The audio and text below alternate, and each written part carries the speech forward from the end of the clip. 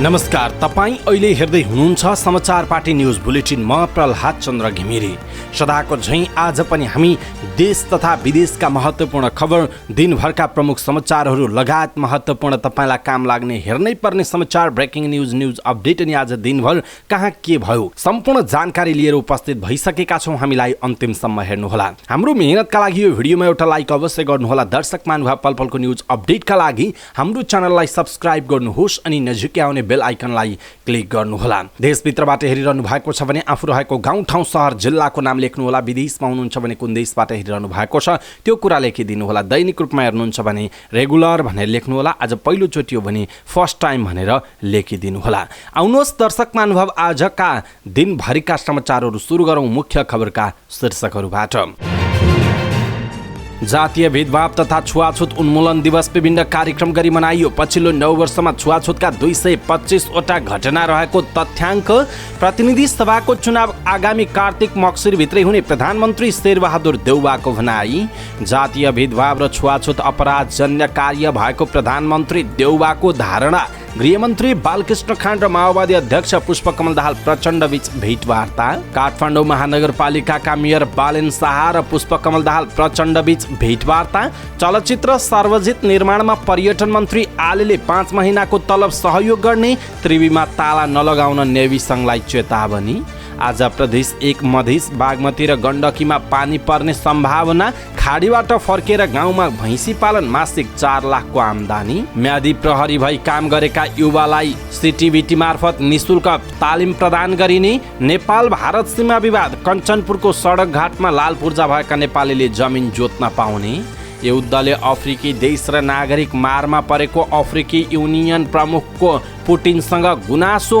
युरोपेली सङ्घद्वारा रुसमा हुने इन्धन आयातमा प्रतिबन्ध। विश्वमा मङ्कीपक्स सङ्क्रमण फैलँदै फ्रान्समा अहिलेसम्म 51 जना सङ्क्रमित भेटिए। र मैत्रीपूर्ण अभ्यास खेलमा नेपाल ओमानसँग 2-0 गोलले पराजित।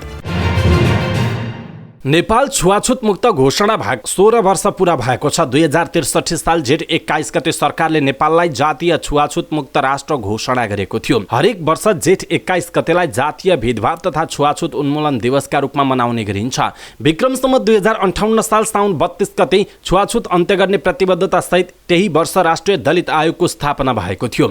नेपालको संविधानमा जातीय भेदभाव तथा छुवाछुत विरुद्धको हक र सामाजिक न्यायको हक जस्ता मौलिक हकको व्यवस्था गरिएको छ। नेपालमा लोकतन्त्रको स्थापना र पुनर्बहालीसँगै सबै किसिमका विभेद अन्त्य गर्न पटक पटक सार्वजनिक घोषणा भएका छन्। तर समाजमा रहेको सोच र चेतना स्तरका कारणले व्यवहारमा जातीय भेदभाव तथा छुवाछुत प्रथाको पूर्ण अन्त्य हुन सकेको छैन। सन् 2020मा राष्ट्रसङ्घले गरेको सर्वेक्षण अनुसार 97% दलित जातीय विभेद र छुवाछुतबाट पीडित भएको जनाइएको छ। तर तीमध्ये धेरैले उजुरी गर्ने आँट गरेको पाइँदैन। पछिल्लो 9 वर्षमा मात्रै छुवाछुतका 225वटा घटना भएका छन्। दिवसका अवसरमा राष्ट्रपति विद्यादेवी भण्डारीले जातीय भेदभाव तथा छुवाछुत प्रथा विरुद्ध दृढतापूर्वक क्रियाशील हुन सबैलाई आह्वान गर्नुभएको छ। त्यस्तै प्रधानमन्त्री शेरबहादुर देउवाले जातीय भेदभाव तथा छुवाछुत सामाजिक रूपमा अनैतिक, अमानवीय र कानुनी रूपमा गम्भीर अपराधजन्य काम भएको बताउनुभयो। उहाँले सभ्य र आधुनिक समाज निर्माण गर्ने सबैको जिम्मेवारी र दायित्व भएको पनि बताउनु भएको छ। प्रधानमन्त्री देउवाले कसैलाई पनि कुनै पनि किसिमको विभेद नगर्न र विभेदको आफ्नो ठाउँबाट प्रतिवाद गर्न अपिल समेत गर्नुभएको छ। सत्ता गठबन्धनभित्र प्रतिनिधि सभा र प्रदेश सभाको चुनाव मक्सिर कि फागुनमा गर्ने भन्ने विवाद चलिरहेका बेला प्रधानमन्त्री शेरबहादुर देउवाले भने कार्तिक वा मक्सिरभित्रै चुनाव हुने बताउनु भएको छ। स्थानीय तह चुनावको परिणामले गठबन्धनका केही दलबीच सम्बन्ध चिसिरहेको र यस्तो अवस्थामा चुनाव गरिहाल्दा राम्रो नतिजा नआउने भन्दै केही नेताले फागुनमा चुनाव गर्नुपर्ने धारणा राखेका छन्। यसका लागि कतिपय नेताहरूले चुनाव भएको मितिभन्दा पनि संसदले काम सुरु गरेको मितिबाट अहिलेको प्रतिनिधि सभाको कार्यकाल गणना हुने भन्दै तर्क गरिरहेका छन्। यी सबै तर्क र प्रयासलाई प्रधानमन्त्री देउवाले अस्वीकार गर्नुभएको छ।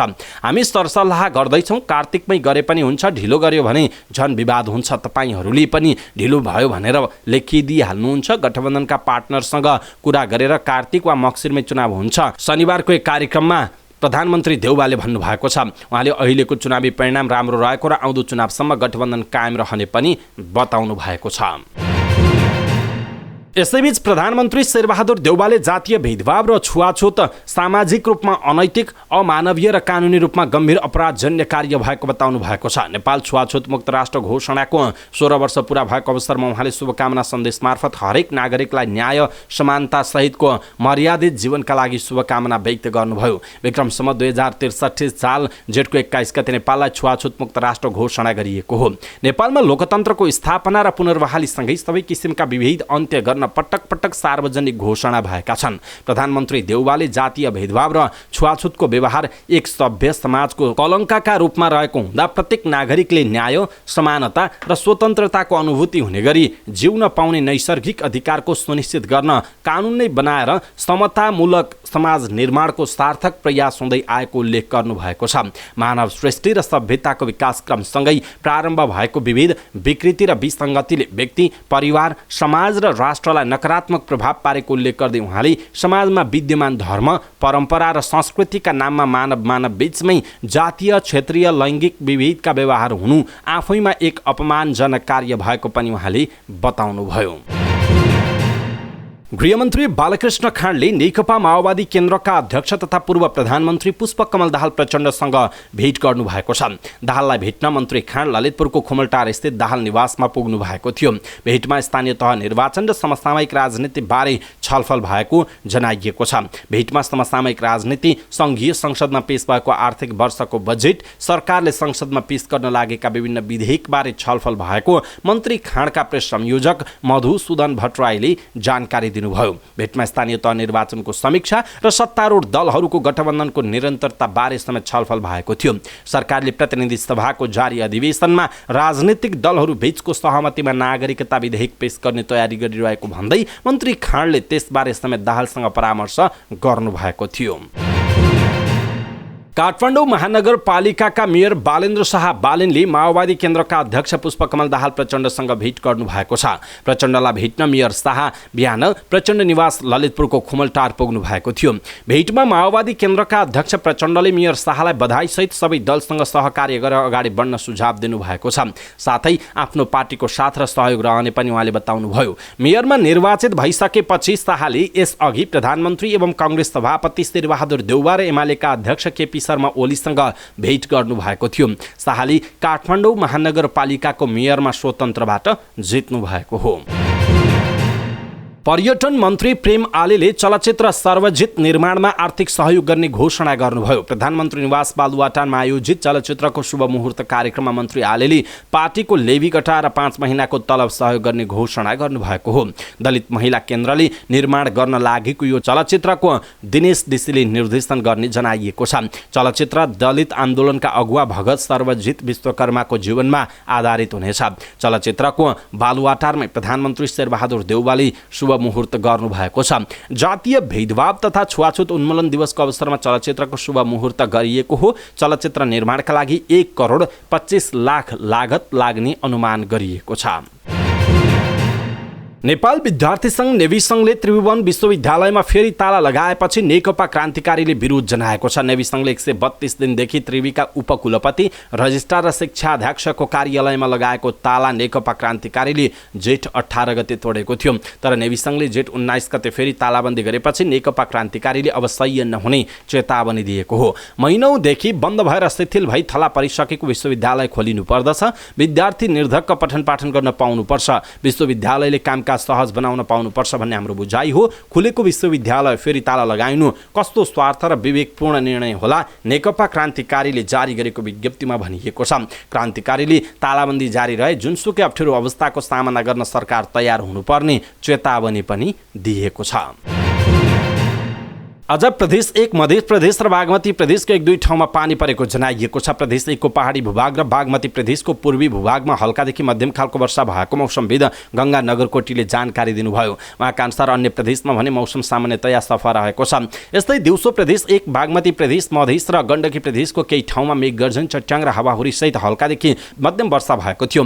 केही दिनको मौसम यस्तै रहने भएकाले आवश्यक सतर्कता अपनाउन मौसमविदको आग्रह रहेको छ। नेपालमा स्थानीय वायु र भारतको उत्तर प्रदेशदेखि पूर्वी बङ्गलादेशसम्म पूर्व पश्चिम फैलिएको न्यूनचापीय रेखाको प्रभाव रहेको जनाइएको छ।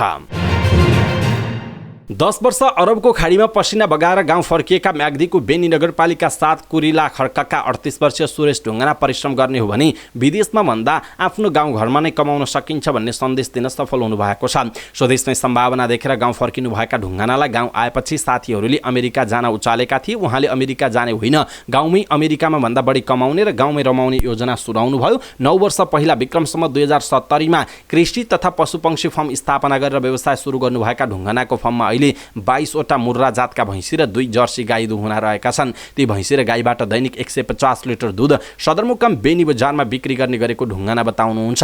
2 भैँसीबाट सुरु गरेको व्यवसायबाट अहिले ढुङ्गानालाई मासिक 4 लाख रुपैयाँ आम्दानी हुने गरेको छ। सबै खर्च कटाएर मासिक करिब 2 लाखको हाराहारीमा बचत हुने उहाँको भनाइ छ। फार्ममा अहिले 50 लाख लगानी भइसकेको उहाँले बताउनुभयो। ढुङ्गानाले भैँसीलाई चाहिने घाँसका लागि सार्वजनिक पाखो भाडामा लिनु भएको छ। प्रति लिटर 90 रुपैयाँमा दुध बिक्री गरेको उहाँले बताउनुभयो। ढुङ्गानाले साँझ र बिहान गरी दिनमा 2 पटक मोटरसाइकलबाट बेनीमा दुध पुर्याउनुहुन्छ। पशुपालन व्यवसायमा परिश्रम गर्न सके विदेशमा भन्दा राम्रो कमाई गर्न सकिने उहाँको अनुभव रहेको छ। स्थानीय तहको निर्वाचन 2079 मा म्यादी प्रहरी भई काम गरेका युवालाई प्राविधिक शिक्षा तथा व्यवसाय तालिम परिषद CTVT मार्फत निःशुल्क तालिम प्रदान गरिएको छ। युवालाई स्वरोजगार बनाउने उद्देश्यका साथ तालिम प्रदान गरिएको गण्डकी प्रदेश कार्यालय पोखराका निर्देशक प्रमोद भक्त आचार्यले जानकारी दिनुभयो। म्यादी प्रहरीका लागि सञ्चालन गरिएको तालिममा अहिलेलाई जुनियर वेल्डिङ इलेक्ट्रिसियन प्लम्बर र किचन सहयोगी कुक तालिम सञ्चालन गरिएको छ भने बाँकी तालिम आउँदो दिनमा क्रमशः सञ्चालन गर्दै जाने आचार्यले बताउनुभयो। तालिम आवश्यकताका आधारमा 140 घण्टा 27 कार्यदिनको पाठ्यक्रम तयार गरी सञ्चालन गरिने बताइएको छ।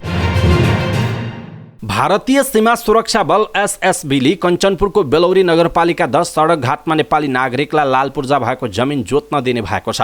नेपाल भारत सीमा सुरक्षाकर्मी बीच लाल पूर्जा भएको जमिन नेपाली नागरिकलाई जोत्न दिने सहमति भएको छ।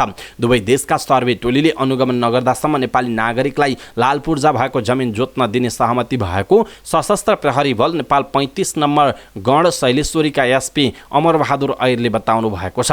बुधबार ट्र्याक्टर लगेर खेत जोत्न गएका बेलौरी नगरपालिका 10 का निवर्तमान वडा अध्यक्ष हरिलाल चौधरीलाई चलन भोग गर्दै आएको जग्गामा SSBले खेत जोत्न नदी फर्काइएपछि विवाद उत्पन्न भएको थियो। रुसी राष्ट्रपति भ्लादिमिर पुटिनसँग अफ्रिकी युनियन प्रमुख मर्की सलले भेटवार्ता गर्नुभएको छ। रुसमा भएको भेटमा अफ्रिकन युनियनका प्रमुख सलले रुस युक्रेन युद्धका कारण अफ्रिकी देश र नागरिक निकै मारमा परेको गुनासो समेत गर्नुभएको छ। साथै अहिले देखिएको सङ्कट तत्काल अन्त्यका लागि आवश्यक सहजीकरण गर्न पनि उहाँले आग्रह गर्नुभएको बीबीसीले जनाएको छ। अफ्रिकामा खपत हुने गहुँको 40% आयात रुस र युक्रेनबाट हुने गरेको छ। तर युद्ध सुरु भएपछि युक्रेनी बन्दरगाहबाट हुने निर्यात ठप्प जस्तै छ। किएभले बन्दरगाहमा रुसले रोक लगाएको आरोप लगाउँदै आएको छ। उत्पादन नहुँदा अफ्रिकामा खाद्यान्न अभाव रहेको छ। युरोपेली सङ्घले रुसबाट हुने इन्धन आयातमा प्रतिबन्ध लगाएको छ। रुसले युक्रेनमाथि आक्रमण गरेको 100 दिन पुगेको छ, तर आक्रमण नरोकिएकाले इन्धन आयातमा औपचारिक रूपमा प्रतिबन्ध गरिएको सङ्घले जनाएको छ। रुसबाट इन्धन आयातमा प्रतिबन्ध लगाउनु पर्ने बारेमा यसअघि लामो छलफल र बहस भएको थियो। दुई देशबीच युद्धले विश्व राजनीति र अर्थतन्त्रमा नकारात्मक असर परेको छ। रुस र युक्रेनलाई अन्तर्राष्ट्रिय निकायले वार्ता मार्फत तत्काल विवाद अन्त्य गर्न आग्रह गर्दै आएका छन्। एकअर्कालाई निषेध गरेर समस्याको समाधान नहुने भन्दै अन्तर्राष्ट्रिय निकायले वार्ता र संवादमा जुट्न आग्रह गरेका छन्। भारतले पनि तत्काल विवाद अन्त्यका लागि पहल गर्नुपर्नेमा जोड दिएको छ। भारतीय विदेश मन्त्री S जयशंकरले रुसबाट कच्चा तेल किनेर आफूहरूले कुनै गल्ती नगरेको बताएको उल्लेख छ। युरोपको समस्या विश्वको समस्या हो, तर विश्वका समस्या युरोपको समस्या होइनन् भन्ने मानसिकताबाट युरोप पछाडि हट्नुपर्नेमा उहाँको जोड रहेको छ। विश्वमा मंकीपक्स संक्रमण फैलन थालेको छ। अमेरिकी रोग नियन्त्रण तथा रोकथाम केन्द्रका अनुसार विश्वभर अहिलेसम्म मंकीपक्स संक्रमणका 700 केस देखिएका छन्। मध्य तथा पश्चिमी अफ्रिकामा मंकीपक्स रोग तुलनात्मक रूपमा अझ धेरै फैलिएको छ। युरोपेली देश फ्रान्समा मंकीपक्सको पहिलो संक्रमण मे महिनामा देखिएको थियो। त्यस यता फ्रान्समा 51 जना संक्रमित भएका छन्। संक्रमित सबै पुरुष रहेका छन्। उत्तर अफ्रिकामा भने संक्रमण सामान्य अवस्थामा छ। हल्का ज्वरो, मांसपेशी दुख्नु, थकाइ महसुस हुनु, हातखुट्टा र अनुहारमा राता फोका आउनु मंकीपक्स रोगका लक्षण रहेको जनाइएको छ। मैत्रीपूर्ण अभ्यास खेलमा नेपाली राष्ट्रिय फुटबल टोली ओमानसँग पराजित भएको छ। कतारको सुहिम बिन हामद मैदानमा भएको खेलमा नेपाल ओमानसँग 2-0 गोल अन्तरले पराजित भएको हो। ओमानका उमार अल मलिकी र इस्लाम अल सुभीले 1-1 गोल गरेका छन्। एएफसी एसियन कप छनौट अघि दुवामा तयारी गरिरहेको नेपालले तेस्रो अभ्यास खेलमा ओमानसँग खेलेको हो। यसअघि नेपालले टिमोर लेस्टेको 23 वर्ष मुनिको टोलीसँग 2-2 गोलको बराबरी खेलेको थियो। त्यस्तै श्रीलङ्कासँग 1-1 को बराबरी खेलेको थियो। नेपाली टोली कतारबाट कुवेत जानेछ। एएफसी एसियन कप छनौटमा नेपाल समूह एमा रहेको छ। नेपाल रहेको समूहमा कुवेत, इन्डोनेसिया र जोर्डन रहेका छन्। नेपालले आउँदो बुधबार जोर्डनसँग, 28 गते शनिबार कुवेतसँग र 31 गते मङ्गलबार इन्डोनेसियासँग खेल्नेछ। हरेक समूहका शीर्ष टोली र 5 समूहको उत्कृष्ट दोस्रो टोली एसियन कप 2023 मा छनौट हुने जनाइएको छ। अवस्था दर्शक महानुभाव, आज दिनभरिका महत्त्वपूर्ण समाचार ब्रेकिङ न्युज अपडेट यति नै। हामीले प्रस्तुत गरेका यी समाचारहरूप्रति तपाईँको धारणा के छ? आफ्नो धारणा तलको कमेन्ट बक्समा कमेन्ट गर्नुहोला। हाम्रो मेहनतका लागि यो भिडियोमा एउटा सानो लाइक अवश्य गर्नुहोला। दर्शक महानुभाव, पलपलको न्युज अपडेटका लागि हाम्रो च्यानललाई सब्स्क्राइब गर्नुहोस् अनि नजिकै आउने बेल आइकनलाई क्लिक गर्नुहोला। पलपलको न्युज अपडेटका साथ फेरि हाम्रो भेट हुनेछ। तपाईँ समाचारपाटी.com हेर्दै गर्नुहोस्। नमस्कार।